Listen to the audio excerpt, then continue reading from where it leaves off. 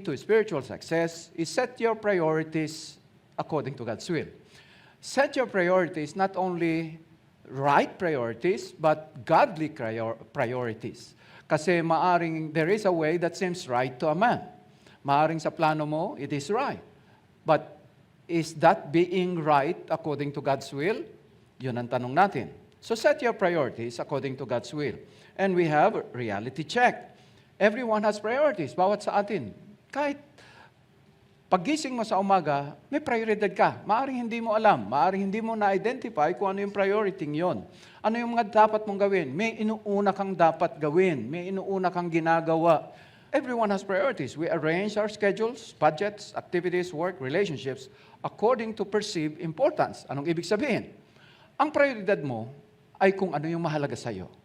Yun ang inuuna mo. Yun ang pinaprioridad mo. Sa ating mananampalataya, what should be our priority? Priority means putting God first. He is our top priority. If He is on top priority, there is no other priority on the top. Otherwise, it's top over the top of your priority. Kung siya'y top na yun, tapos na yun. Siya ang pinakamahalaga. We determine that He is more important than any other person. His word is more valuable than any other message, and His will is greater than any other plan. Ito ba, bilang mananampalataya, ganito ba kahalaga ang Diyos? Ganito ba kahalaga ang salita ng Diyos sa atin? O ganito ba kahalaga ang kalooban niya? Na wala tayong susundin, kundi ang kalooban niya. At palagi nating tatanungin sa bawat gawain natin, Lord, is this your will? There are things that are expressed in the Scripture, and that's the will of God, because the Word of God is the will of God. However, may mga detalye sa buhay natin na wala naman sa salita ng Diyos, pero ipinahayag niya ang mga prinsipyo kung paano natin ipamumuhay ang ating bawat araw yun sa kalooban ng Diyos. That's why pwede tayong magtanong, Lord, ano ba ang kalooban mo? And those who ask, they will receive. Those who knock on the door will be open. And those who seek, they will find. Setting the right priorities is vitally important for your success. Sino bang gustong magtagumpay 2025? Kaya lang, sa pagkilos nga ngayong 2025, kumilos tayo ayon sa plano at kalooban niya. Pag sinabi niya, go, you go. Okay? Pag sinabi niyang pirmis, pirmis tayo. Huwag kang aalis kapag hindi sinabi ng Diyos na umalis ka. One common denominator that all successful people share was not hard work, sabi ng isang author. It's not good luck, not good human relations. It was putting first things first. Ibig sabihin, kung ano yung dapat mauna, yun ang inuuna natin. Yun daw yung palatandaan o kaparaanan upang ang tao ay magtagumpay. Lahat po tayo, we have a challenge. Kasi tayo ang nagpapasya kung anong unahin natin, ano ang first, ano ang second. If there is first, there is second. Amen? Oh, which is second? Yung kingdom of God ba ang magiging second? Now, again, kung ano ang mahalaga sa iyo, yun ang uunahin mo. Kung ano ang binibigyan mo ng pagpapahalaga, yan ang magiging prioridad mo. Putting first. Things first. Priorities reveal also where you have set your mind to. Kung saan mo inilalagay yung utak mo, ay ibig sabihin, yung isipan mo, saan mo itinutuon, doon ilalagay mo, doon din ang direksyon ng buhay mo. Why? Because in our soul, which is mind, will, and emotions, when you have set your mind into something, that sets your attitude towards that something. Susunod po. Susunod yung attitude natin. Susunod yung, sabi natin, yung body natin is passive. Kung anong sinabi ng isipan mo, yun ang susundin ng katawan mo. So, ibig sabihin, doon matutuon ang ating mga aksyon, ang ating mga attitude. Colossians 3:2, set your minds and keep them set. Set your mind, keep them set. Fix your eyes. When you focus on the kingdom, when you focus on the will of God, focus tayo sa Panginoon, it's not a simple glance. Okay? Hindi lang tayo lumilingon. Ano yung glance sa Tagalog? Sulyap. Makahulugan yon. Hindi lang tayo sumusulyap na parang ligaw tingin. Excuse me. Hindi tayo sumusulyap. Hindi. You fix.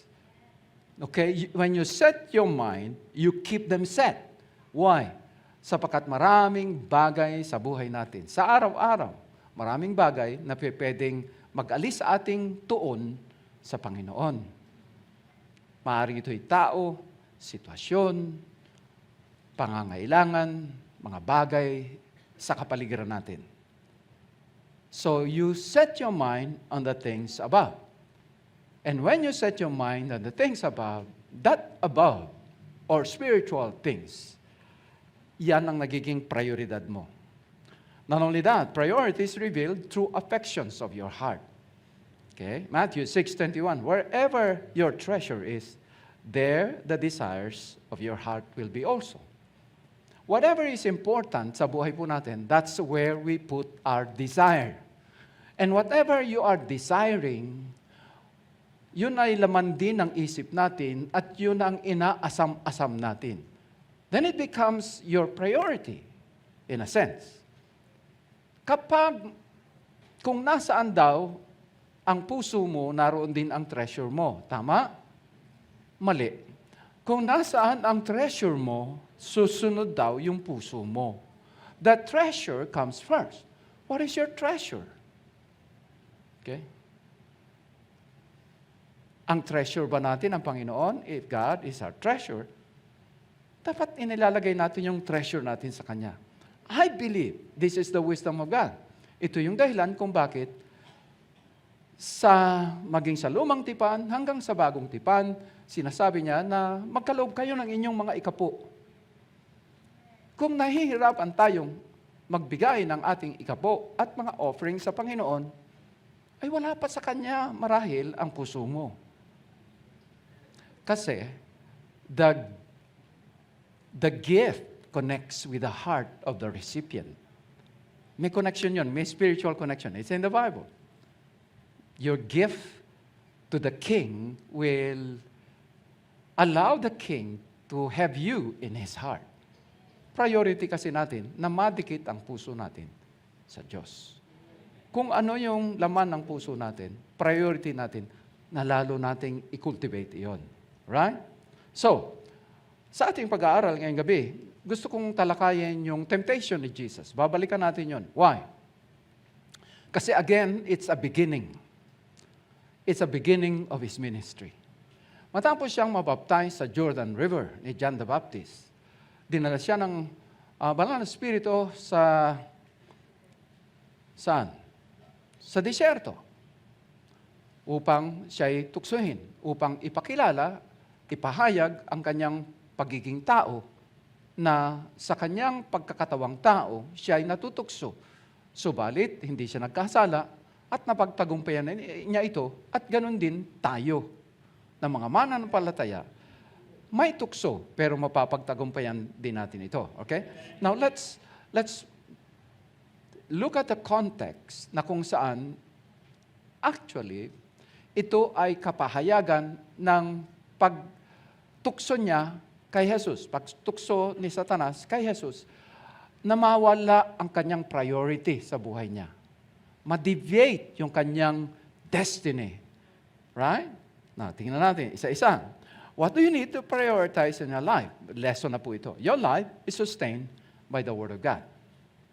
Matthew 4:1 and 2. Then Jesus was led by the Spirit into the wilderness to be tempted, to be tried and tested by the devil. After fasting 40 days and 40 nights, he was hungry. He was strong spiritually, but he was hungry. Okay? And during that time, the devil came and said to him, "If you are the Son of God, tell these stones to become loaves of bread." Pagkagutom, anong kailangan niya? Load. Hindi baling, sa mga kabataan, hindi baling walang pagkain, basta may load. Hindi. Pag gutom, ang tugon, pagkain. Right? Gutom. Sabihin mo sa kanya, halika, mamasyal tayo.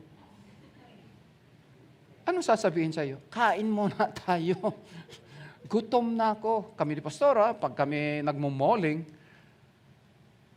kasi hindi kami kumakain ng agahan eh. Pag kami nagmumoling, sasabihin ko sa kanya, kain muna tayo. Para na ako nauupos. Parang yung bituka ko, kinakain na yung sarili niya. Okay? Ang gutom, ang tugon, pagkain. Ibig sabihin, alam ng demonyo kapag nagugutom ka. Alam niya kung ano yung pangangailangan mo. And kay Jesus, it was a challenge of His being God, the Son of God. If you are the Son of God, tell the stones to become loaves of bread. Spiritual challenge number 1, it's the lust of the flesh.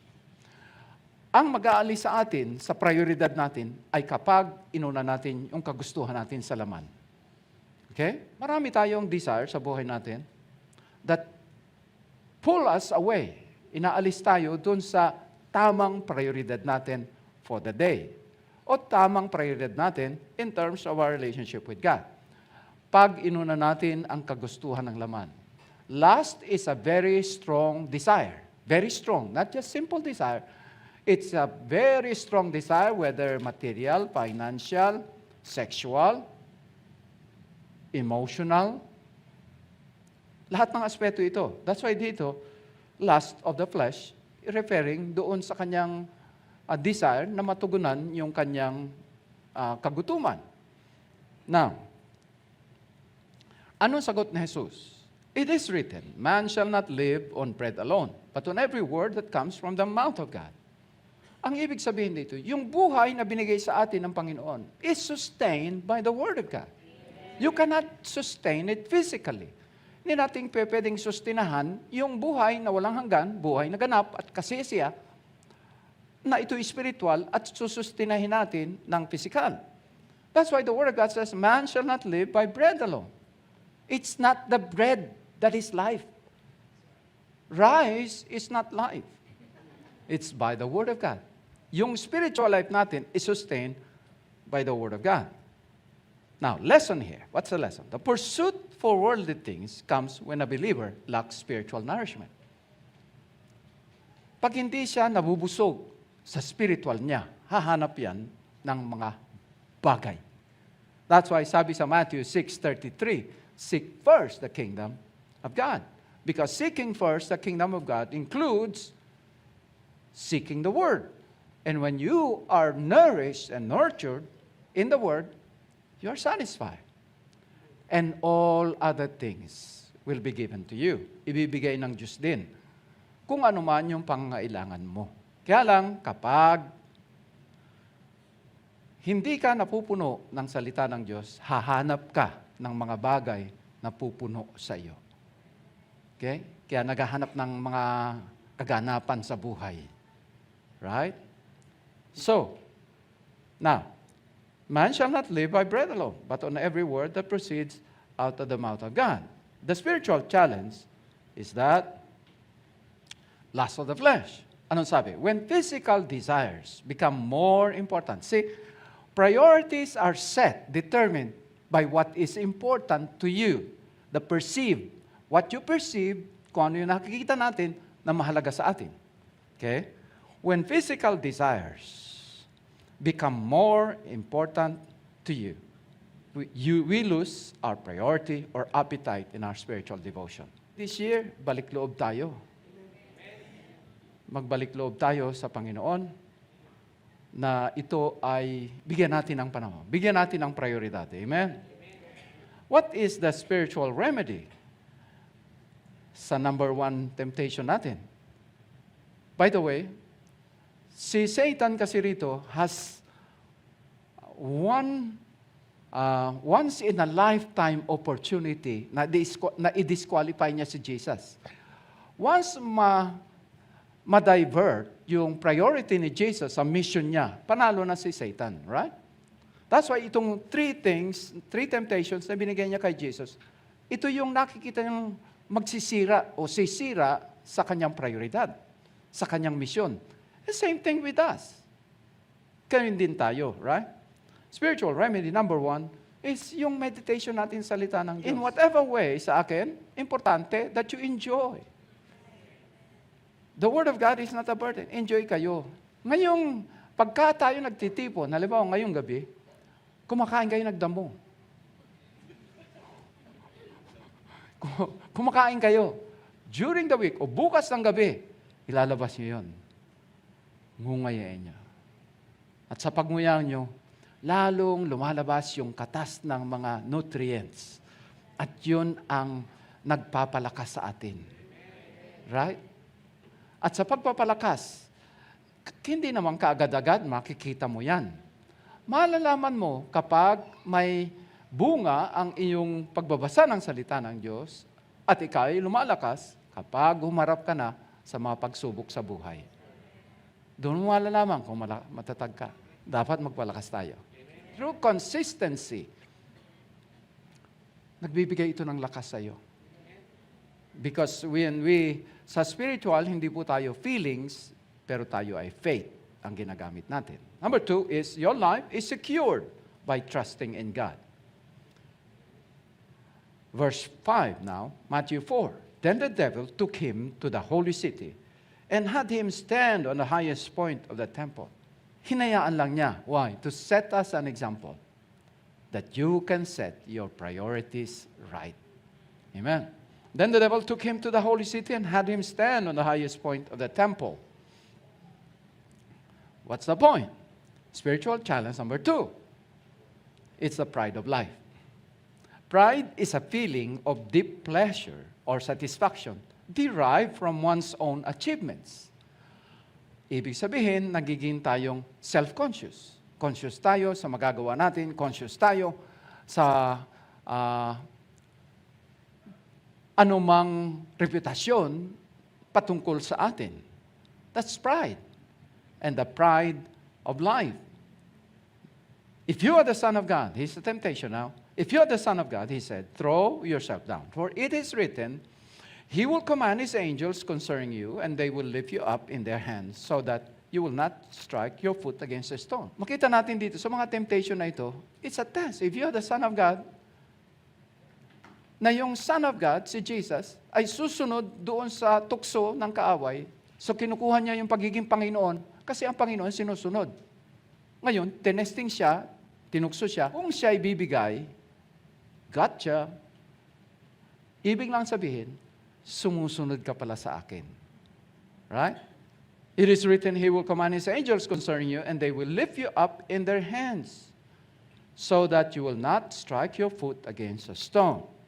Anong sagot naman ni Jesus? It is written, You shall not test thoroughly or try exceedingly the Lord your God. Lesson. The pursuit of selfish, worldly fame.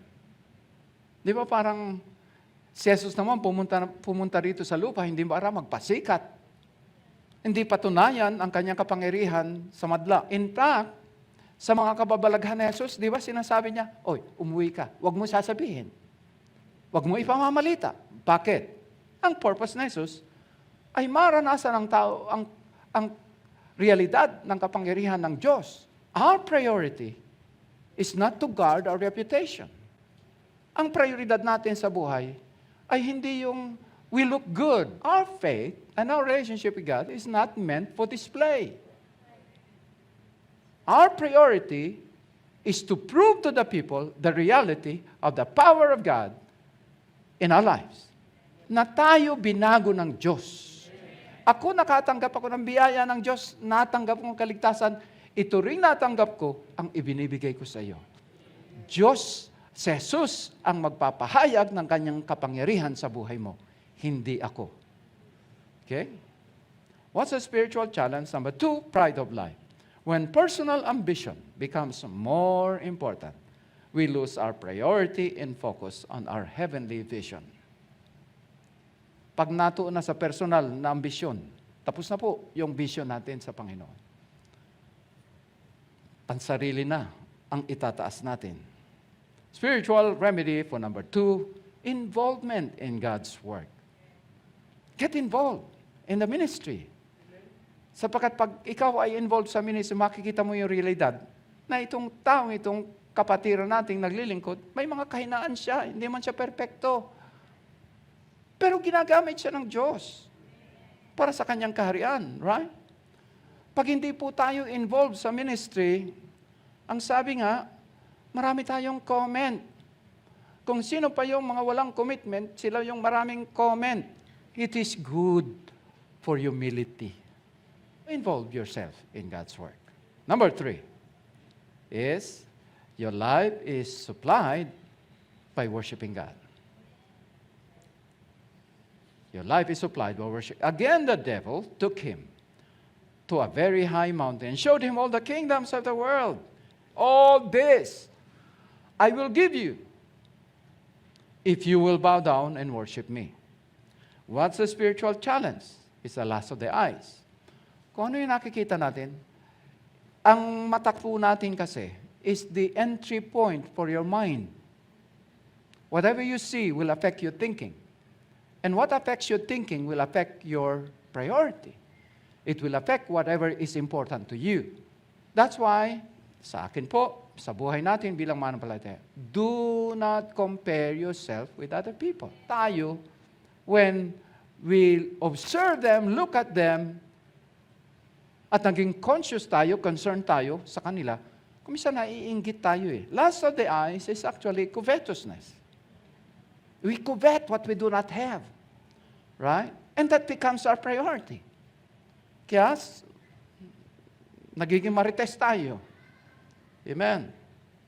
Anong sagot ni Jesus? Jesus said to him, away from his Satan, for it is written, worship the Lord your God and serve Him only.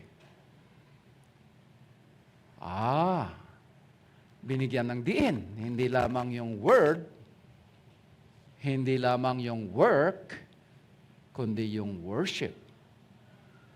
Lahat po yun. W. Kung ma-observe nyo. Right? Your priority should be the Word. The fruit, the result na tayo po'y lumalago sa Word, we work the work of God. And then, to replenish our strength and set our priorities right, nag-worship tayo. Right? So worship the Lord your God and serve Him only. Pag hindi po natuon sa Panginoon ang ating makakapagod, nakakapagod po yun. Kasi isusustain mo yung reputasyon mo eh. Susustain mo yung sarili mong kalakasan. Mahirap po yun. Mahirap isustain yun. Amen. The pursuit of worldly pleasures comes when a believer lacks the intimacy in worship. Okay? Importante po yung worship. Kasi dito, sabi ko nga kagabi, recalibrate yung puso natin sa Panginoon. You pursue intimacy in worship. Bilang mananampalataya, prioridad po natin yan. Worship is an expression of your love to God. The Old Testament is summarized in 2 things. Love the Lord your God with all your heart, with all your soul, with all your mind. And the second is this, love your neighbor as your friend. No, love your neighbor as yourself. So, ibig sabihin, loving God, the expression is you worship Him. And if He is truly your Lord, you have to worship Him. In other words, make worship your priority. 10 Commandments. Exodus 20, verse 8 to 10. Observe the Sabbath day. And what is that day? The day of rest. Day of worship. To keep it holy, work 6 days and do everything you need to do. Gawin mo na lahat. On the 7th day, which is to us in our present calendar, it's a Sunday. It's a Sabbath to God. It's your rest. Kaya lang, when you come and rest, do not sleep. It's rest, spiritual rest, okay? It is a Sabbath day. It is a Sabbath to God, your God, okay? Now, what's the lesson? Spiritual challenge number 3. lust of the eyes. When personal greatness becomes more important, we lose our priority and desire to pursue godliness. Personal mo na yun eh. It doesn't matter how you live anymore, as long as you are satisfied. As long as nararanasan mo sa buhay mo yung karangyaan, kadakilaan. That's it. That's why marami pong mananampalataya, hindi handa ang puso, pinagpala, umunlad ang buhay, nakalimutan na ang Panginoon. Don't be impressed with things. Be impressed with people who are living godly lives. Doon na-i-impress ang Panginoon. Yung mga bagay, madali lang ibigay niya sa atin yan. Seek first the kingdom of God. And all these things will be added to you. Okay? It's not about your face value. It's about your spiritual value in the sight of God. All right? Now, spiritual remedy number 3 is that you develop intimacy in your worship of God. Maging totoo ang worship natin. Amen? Huwag kayong pupunta rito, mag-worship because it's a religious thing to do. No, you worship from the heart. I like to worship God because marami akong pasasalamat sa Kanya. Sino pong maraming pasasalamat sa Panginoon? Amen. Marami tayong ipagpapasalamat. That's why, sa atin, 3 things. Word, work, worship. Actually, ngayon ko lang na-summarize yun eh. Your life is sustained by the Word of God. Your life is secured by trusting in God. Or your life is humbled by the work of God. Okay, hindi lumabas. Your life is secured by trusting God. And your life is supplied. When you worship God, God will supply all your